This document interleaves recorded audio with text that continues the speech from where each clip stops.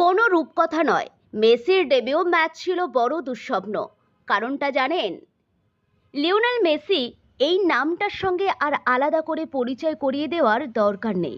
আর্জেন্টিনার ফুটবল বিশ্বকাপ জয়ী অধিনায়ক। এর থেকে বড় পরিচয় আজ আর মেসির কাছে আর কিছু হতে পারে না। আপনারা অনেকেই হয়তো জানেন না, 2005 সালে আর্জেন্টিনা ফুটবল দলে অভিষেক হয়েছিল মেসির। তবে এই দিনটাকে মেসি রূপকথার আখ্যান করতে পারেননি। আজ যিনি বিশ্বের কিংবদন্তি ফুটবলার, তার কাছে অভিষেক স্বয়ংটা দুঃস্বপ্নের থেকে কোনো অংশে কম ছিল না।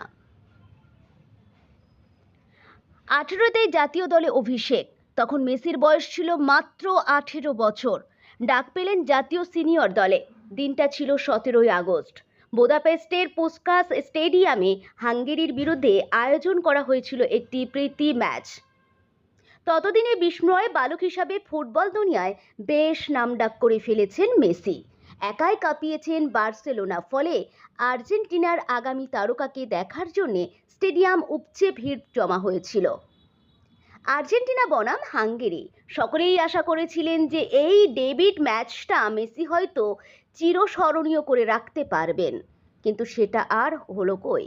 দ্বিতীয়ার্ধে পরিবর্তন ফুটবলার হিসাবে মাঠে নেমেছিলেন তিনি, তবে একেবারেই অল্প সময় খেলার সুযোগ পেয়েছিলেন। বলটা মেসির পায়ে আসতে না আসতে তিনি ড্রিবল করে বিপক্ষের বক্সে ঢুকতে গিয়েছিলেন। এমন সময় হাঙ্গেরির ডিফেন্ডার ভিলমোস ভ্যানচাক পেছন থেকে মেসির জার্সি টেনে ধরেন।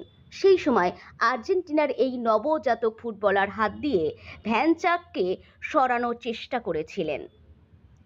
লাল কার্ড দেখেন মেসি। এমন সময় ভ্যানচাক মাটিতে পড়ে যান। এমন নাটক করতে শুরু করেন যেন তার নাকে লেগেছে। দৌড়ে আসেন রেফারি। কোনো কথা না বলে তিনি সরাসরি মেসিকে লাল কার্ড দেখিয়ে দেন। এমন সিদ্ধান্তের পর স্বাভাবিকভাবেই হতাশ হয়ে পড়েছিলেন লিও। সেদিন চোখের জলে মাঠ ছেড়েছিলেন। মাত্র 47 সেকেন্ড খেলার সুযোগ পান তিনি।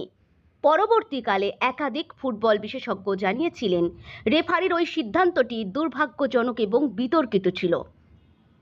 কেরিয়ারে লাগেনি ব্যর্থতার কলঙ্ক। আন্তর্জাতিক ফুটবলে মেসির অভিষেক বিতর্কিত হলেও সেটা তাঁর বর্ণাঢ্য কেরিয়ারে একেবারে প্রতিফলিত হয়নি। 2 দশকের বেশি সময় ধরে ফুটবল বিশ্বে কার্যত রাজত্ব করেছেন তিনি। সর্বকালের সেরা ফুটবলার হিসাবে প্রমাণ করেছেন নিজেকে। জিতেছেন একাধিক ডিয়ার খেতাব। শুধুমাত্র বিশ্বকাপই নয়, আর্জেন্টিনাকে জিতিয়েছেন কোপা আমেরিকার খেতাবও।